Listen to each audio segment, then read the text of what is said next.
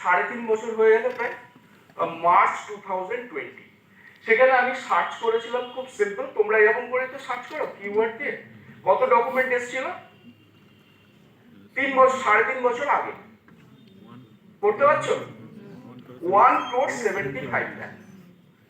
Information explosion ব্যাপারটা কি বোঝো? 3.5 বছর পেরিয়ে গেছে, আমি যদি আজকে সেই জায়গাতে ঢুকে সেই একই সার্চ করি, অন্য কিছু কি রেজাল্ট আসবে? দেখা যাক।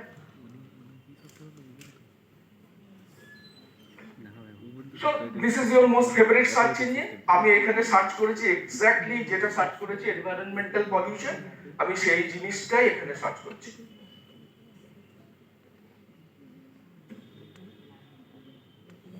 সাড়ে 3 বছর আগে কত পেয়েছিলাম? 1.75 লাখ। আজকের ডেটে দাঁড়িয়ে কত?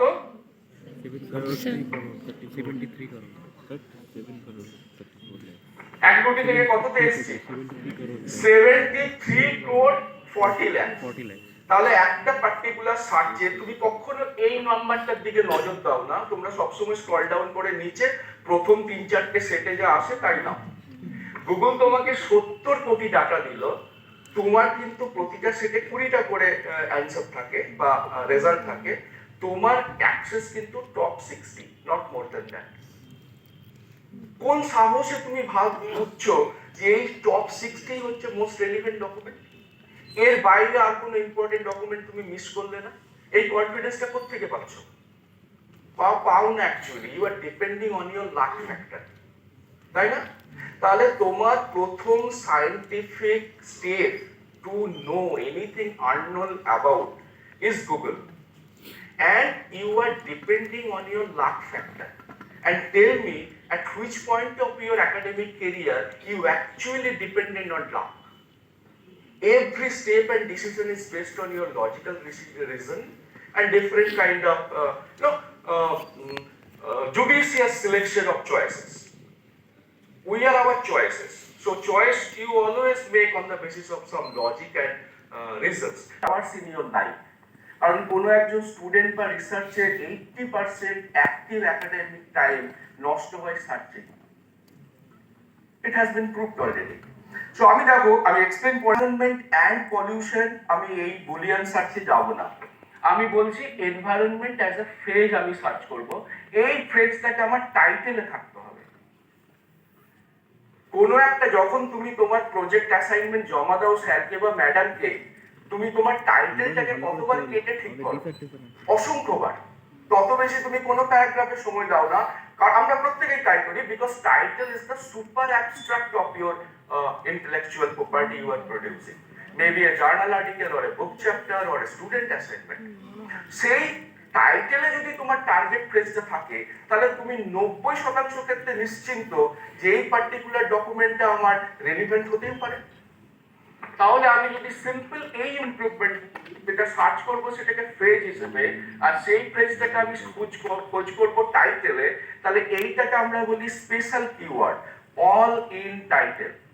আর এইটা হচ্ছে সিনট্যাক্স, সমস্ত কিছু লোয়ার কেসে দেবে, কোলন। এবং তুমি ইমপ্রুভমেন্টটা রাখো, এই 73 কোটি থেকে আমি কোথায় পৌঁছাই, কোথায় পৌঁছালাম?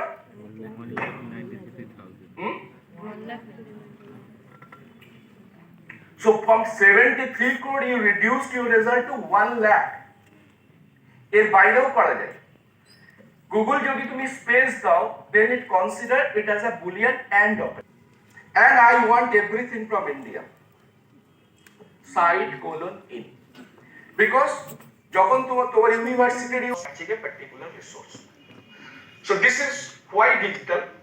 Then I am asking যে এই শিটুজাটা তো সার্চ করলে এখন উত্তর দিচ্ছে বেটার, আগের থেকে বেটার রেসপন্স করছে যেহেতু তুমি intelligent. But same thing if you ask me, can Google do for author যেমন NDLI পারে? Can Google do it for subject? No. তাহলে টাইটেলে কি করে পারে? Because Google has produced an algorithm called page ranking algorithm. It assume the title of the document. যে লাইনটা কোনো একটা ডকুমেন্টের প্রথমে এসছে, it may be title. The line which is bigger than the other line in font size, that may be a title. The line which is bolder, that may be a title.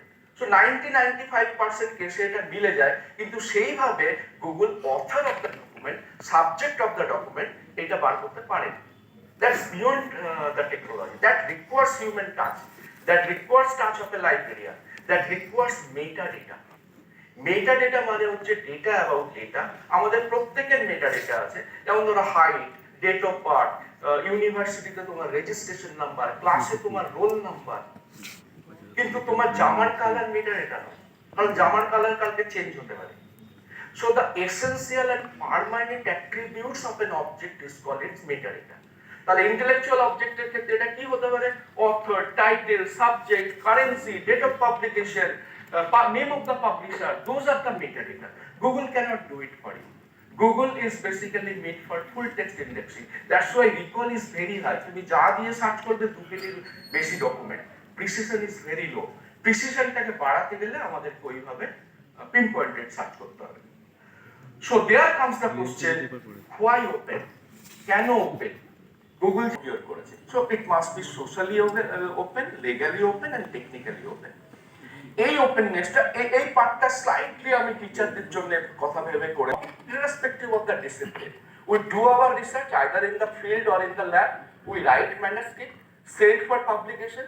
You already know how tough these people are, our senior colleagues, peer review process.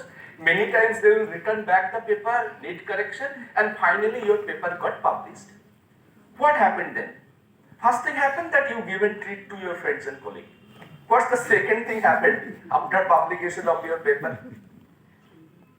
Have you ever thought that what is like produced by burning a lot of midnight oils for the last 6 months?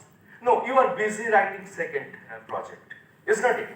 So, what's the impact of that particular paper you have written?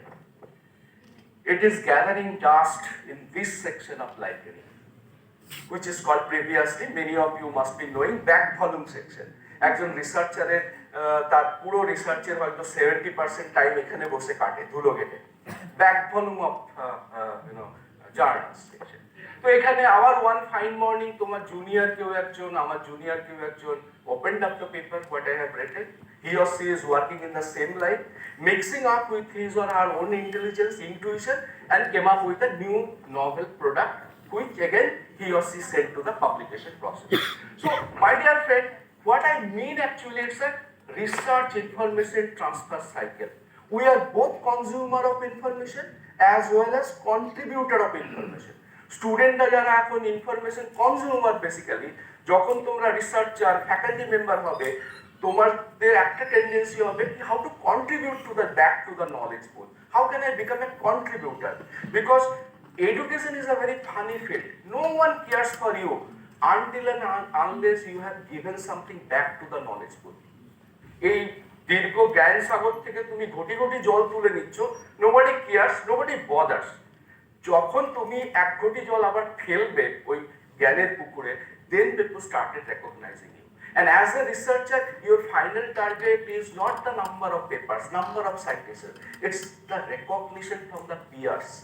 When you are writing a paper, do you expect that a person on the street will clap for you? No, no. You want recognition from the peers who are working in the same subject but in different institutions. So that peer recognition is the core thing of the entire scholarly communication process, the main motivation of a researcher. But there is a problem, my dear friend. What's the problem? Problem is purely economics. One Harvard researcher, Professor Foster, actually did this eye-opening kind of work. From 1986 to 2002 to different economic factors, that kind of WPI, Wholesale Price Index. Hard, NCBR donated a huge sum of money for a large-scale science project like LHC project or Human Genome Project? No. Have you ever heard NCBR supported a needy student to study abroad through scholarship? No. They do not return back a single paisa for the betterment of science education or research education. They only take, this one. So that is one particular aspect which most of the things people do not know. So if we take the example of the case of Elsevier, which enjoyed 16% of the profit, I downloaded all the annual review reports of Elsevier as an interested researcher in this domain from 2002 to 2019. Can you believe it? The profit versus revenue ratio, which is basically the indicator of the health of a business. Profit কত হলো, revenue total generate কত হলো, তার ratio, it always goes to more than 30%. Only one industry enjoys that kind of benefit or in profit revenue ratio. That's oil industry. Only oil industry can compare with the publishing industry, which is having this kind of profit. And again, I have taken one step developing country. You people are producing knowledge. You are the faculty member, researcher, publishing, your scholars are publishing. You do not have access to the journal. You have to depend on something different. So that is the open access model. And as a country, India is suffering a lot because another problem with India, institutions of India. See, one of the problem of NDLI and higher educational institution is that these are two separate spaces. You are there in your classroom, you are there in your institution has got library, they have a software ecosystem, you are entering inside the OPAC, and NDLI is a separate information space. You need to switch over from each other. This is the present situation. My proposition is that, is it possible to integrate NDLI inside a library? Okay, so let us make it some kind of live thing, but before that, as I said, that my dear friend, as I said that NDLI is also trying on behalf of India, but this is not alone. NDLI is not alone in its journey. There are different digital libraries from different countries. For example, Trove from Australia, Base from Bielefeld University, DPLA, Digital Public Library of America, TEL, the Electronic Library, Europeana, a pan-European country's digital library, Gallica from France, and NDLI from India. Actually, initially, I am associated with this project, fortunately, right from the day one. Initially, we modeled NDLI on the basis of Trove, the Australian digital library run by the National Library of Australia. So we made a comparative study for one PRSG meeting of NDLI. But here I want to show you that these are the all 5-6 digital library all over the world that you can access free of cost alongside NDL. But none is actually so far nobody attempted to integrate inside the library. Always remain separate information spaces. Apart from this one, there are a lot of open access databases. One is base prepared by the librarian community with 355 million resources freely available. Second is developed by the co-founder of Microsoft, Paul Allen, through Allen Institute of AI. He developed Semantic Scholar free of cost. 216 million resources you can get from here. Another one, upcoming service is lens.org with another 214 million resources. So these are all huge open access data sources. Maybe you go there, it's a one window search system kind of thing. You search there and you can find a lot of open textbook, full text thesis, open access journal paper. This NDLI can be integrated with an SSO, single sign-on system. So the moment I enter here in my OPAC as a user, and if I connect it, in my OPAC, I can integrate the entire NDLI. First step, very simple process to write a single script, and in the main site, I can integrate NDLI. And for example, I can search here for my library, suppose whether something is available or not, or I can search here for NDLI right from here. Suppose I am searching FRBR in English from NDLI. I don't have to go to NDLI. Rather, it will search and it will bring data from NDLI from here in this particular interface.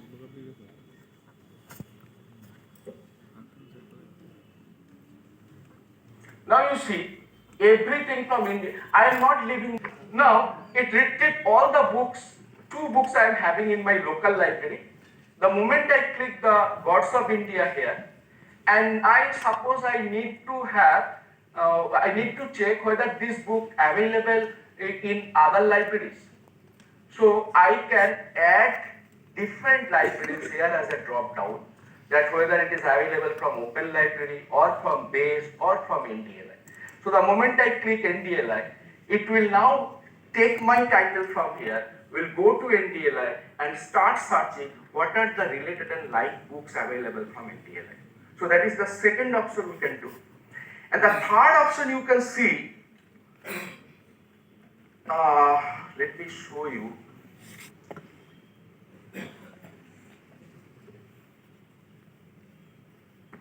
I can open the book in my book reader if available from NDLI. The moment I click inside the book, so that is also possible. What I am doing, how I am doing here, so suppose this book is available in NDLI full text.